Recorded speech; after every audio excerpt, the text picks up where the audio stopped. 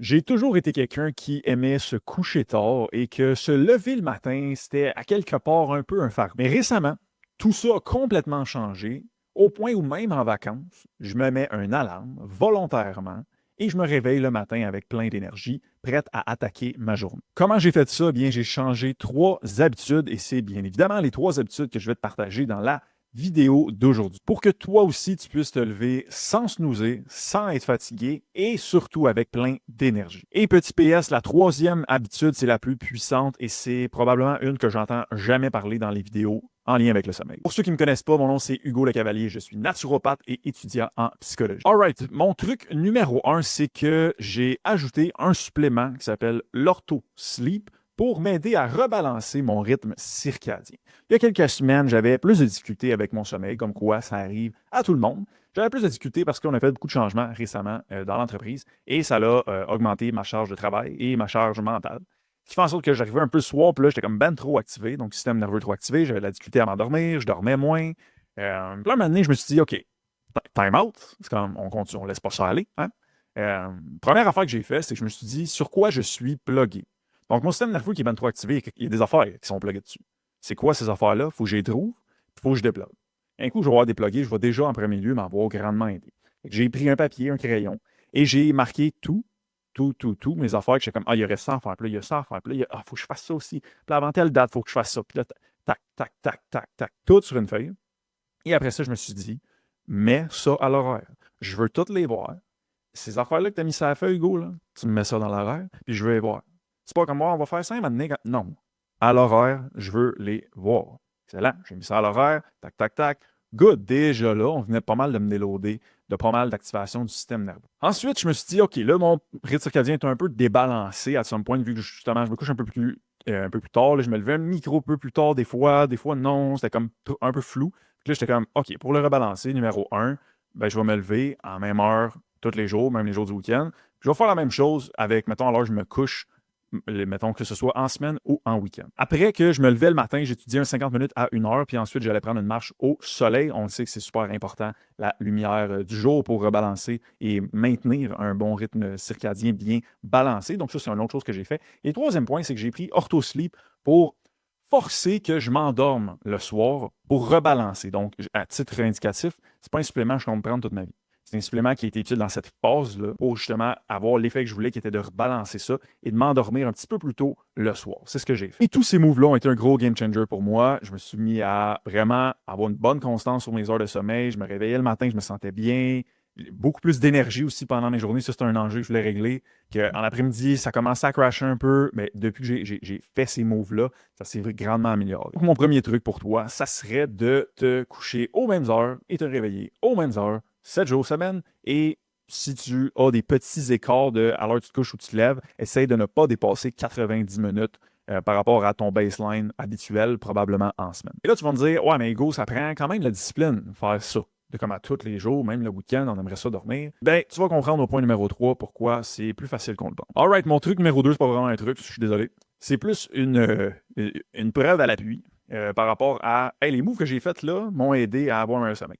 Pour ceux qui ne le savaient pas, ben moi, j'ai une Whoop, qui est un outil valide scientifiquement qui regarde tout ce qui est récupération, tout ce qui est sommeil. Donc, des stats comme le HRV, qui est la variabilité de ta fréquence cardiaque, des stats comme ton battement cardiaque au repos, le deep sleep, combien de temps en sommeil léger, toutes ces affaires-là. Je vais vous parler de 2 stats précises qui appuient les changements que j'ai faits, à quel point ça a fait une différence.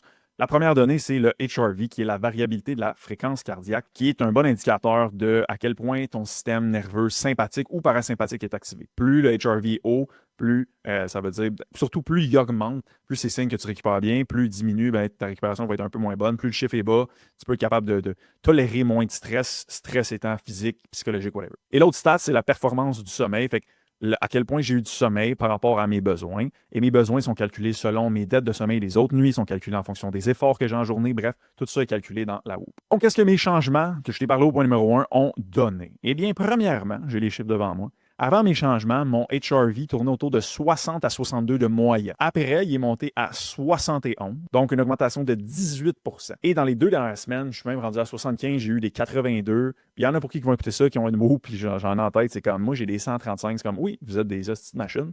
Mais c'est pas donné à tout le monde d'avoir un HRV de 130. Donc, moi, de passer de 60 à juste un bond de 10 points de moyenne, c'est quand même vraiment un bon indicateur que justement tu récupères bien et tu es capable de tolérer plus de stress sans trop te fatiguer. Pareil pour mes performances de sommeil. Avant, j'étais autour de 78 à 81 %. Donc, ça veut dire que j'avais des besoins de sommeil X et je les atteignais à 60 à 81 %. Et depuis les modifications que je vous ai parlé, on tourne autour de 90 à 92 %. Et donc, encore une fois, ces deux choses-là se font ressentir. Donc, c'est pas un hasard si je me lève le matin, j'ai plus d'énergie. Si dans la journée, j'ai plus d'énergie. Si je suis moins dans la colle le matin, c'est comme les chiffres font sens avec comment je me sens. Donc, morale de cette histoire pour toi, si tu améliores ton HRV ou tes performances de sommeil, c'est clair que tu vas améliorer comment tu te sens lorsque tu te réveilles. Et si tu veux en apprendre plus sur le HRV, eh bien, j'ai fait un épisode complet avec un chercheur sur le sujet. C'est l'épisode numéro 141 du podcast sur YouTube. C'est avec Jean-Philippe Morin. Donc, si vous recherchez Agile Performance, Jean-Philippe Morin, d'aller voir l'épisode du podcast sur le HRV. Ça va vous permettre de dig down un peu plus là-dedans si ça vous intéresse. Et truc numéro 3, et non le moindre, qui est selon moi le plus important, qui est selon moi, les personnes qui parlent de ça, je comprends pas pourquoi, ça me fait capoter, mais c'est quand même le point le plus important selon moi pour avoir de l'énergie au réveil, pour se réveiller puis pas dire tabarnak, hein? C'est ça qu'on dit des fois. C'est comme déjà, là, il faut que j'aille à la job. Je suis fatigué. Là.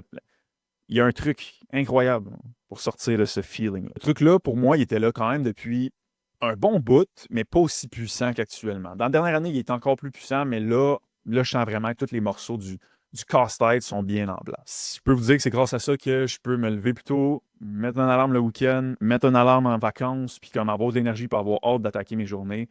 Puis cette chose-là, cette habitude-là, c'est que ma vie est le fun. Ma vie est remplie de choses, le fun.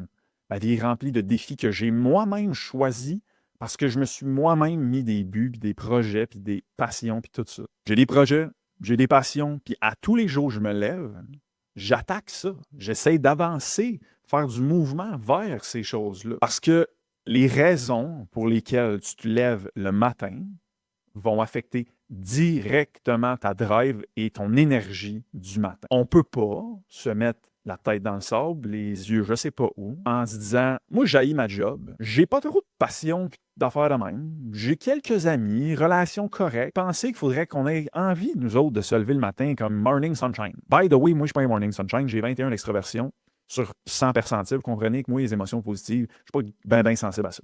Fait que je ne suis pas un morning sunshine pantoute. Pourtant, je me réveille avec une hâte d'attaquer ma journée. J'ai envie de me lever. Parce que, je vous l'ai dit, c'est le fun. J'ai des projets à attaquer. Il y a des défis que moi-même.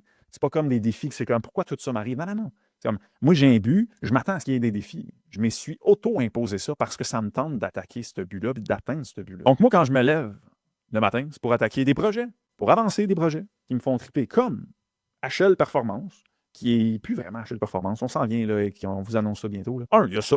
2, il y a mes études à l'université en psychologie, donc mon objectif d'avoir mon doctorat. 3, il y a Précog Expansion Guillaume Dulude qui est également un but où je veux me former, je m'active recall, je réécoute des trucs. Et quatrièmement, on s'est inscrit, moi et ma blonde, à un triathlon en équipe. Donc moi, je m'occupe du vélo, je m'occupe de la course et de la nage. J'ai ça aussi. Fait que le matin, moi, quand je me lève, c'est pour ça. Là. C'est comme pour avancer, faire du mouvement là-dedans. Mais c'est comme toutes les sphères de votre vie aussi, c'est des projets. C'est comme ma relation avec ma blonde, c'est un projet. C'est comme je veux faire avancer les choses. OK, mais professionnellement, même affaire. OK, relation avec moi-même, même affaire. Finance, même affaire.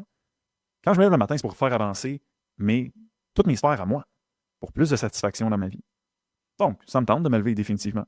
Puis, en plus de ça, j'ai des passions que je fais à presque tous les jours, mais définitivement à toutes les semaines. Je joue au tennis, au moins 2-3 fois semaine, au pickleball, je joue au hockey, je fais mon DJ set à toutes les semaines. En fin de semaine, samedi, j'ai mixé dans la famille à ma blonde pour un pool party. Et là, dernièrement, dans le dernier mois et demi, j'ai découvert le vélo. Et plus j'en fais, plus j'adore ça et plus je tombe en amour avec ce sport-là. Donc, c'est juste, je vais le dire de même, fucking rempli. Il n'y a pas d'autre choix à ce que j'aie envie de me lever le matin. Parce que c'est rempli de choses intrinsèques. Et donc, si c'est intrinsèque, on a beaucoup d'autonomie. Et donc, on a extrêmement de bien-être et de fun.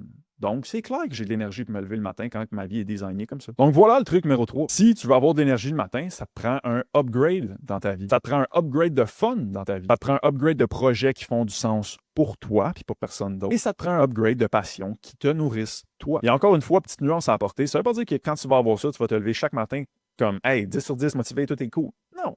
Il y a des journées que ça me tente un peu moins, mais je peux vous garantir que ces journées-là que ça me tente un peu moins, sont rarement là, très rarement là dans mon monde. Donc, en terminant, j'aimerais ça te donner une piste de réflexion que c'est Guillaume qui avait dit un peu cette façon de voir la motivation-là, un peu une phrase qui peut rentrer dedans, mais moi, je trouve que c'est très pertinent de se poser ces questions-là.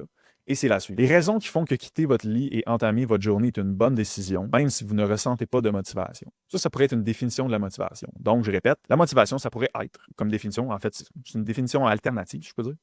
Les raisons qui font que quitter votre lit et entamer votre journée est une bonne décision. Donc, la question à vous poser, c'est quoi ces raisons-là? Après quoi on court? Qu'est-ce qu'on construit? C'est quoi les buts? C'est comme, où le sens? Si vous allez là, je vous dirais même si vous dormez 3 heures, vous allez vous lever et ça va le faire. Parce que moi, ça peut m'arriver de dormir 4-5 heures. Plus rarement, là, mais avant, mettons une couple de mois, ça m'arrivait, je dors 4 heures. Je fais une journée de 14 heures à la job, puis je me sens bien maudit, je suis heureux. C'est comme, c'est hot. J'ai du fun. Je cours après des affaires que moi-même, j'ai envie de construire, puis des projets, puis des passions, avec du monde que j'aime. Tu sais, c'est comme, j'ai ma relation de couple, oui, bien évidemment, mais mon travail, on est une petite équipe. Mais tu sais, c'est comme Nick, la relation qu'on a entre nous trois, la relation qu'on a individuellement, chacun, tu sais, un à un, c'est comme super bonne. C'est comme, moi, j'adore ça, la vibe qu'on a. On va jouer au tennis, on va jouer au hockey, après ça, on fait des formations. C'est comme ça, l'affiliation est énorme au niveau de l'entreprise. Donc, c'est comme tout est là. Les 3 besoins de base sont là dans ma vie. Autonomie, compétence, affiliation. Vous avez ça dans toutes vos sphères, en majorité. Vous allez voir, vous allez vous sentir bien, vous allez vous lever le matin avec une certaine drive d'attaquer cette journée-là. Donc, je vous dirais en terminant, donnez-vous la permission d'attaquer ces projets-là, donnez-vous la permission de vous connaître, de vous développer en tant que personne, puis d'accéder à c'est quoi votre vrai plein potentiel en tant que personne unique sur cette planète Terre. Puis, je tiens à dire que sans base de psycho, il n'y a rien de ça qui arrive. Rien de ça. Rien, zéro comme dans zéro. Toutes les affaires qu'on vous casse les oreilles dans tous les lives ou toutes les formations ou tous les podcasts, on les utilise à tous les jours de notre vie, tous les secondes, tous les décisions. Autonomie, compétence, affiliation, comment ça marche les émotions négatives, comment marche l'anxiété, OK, trait de personnalité, comment je me... Tous les jours, on utilise ça.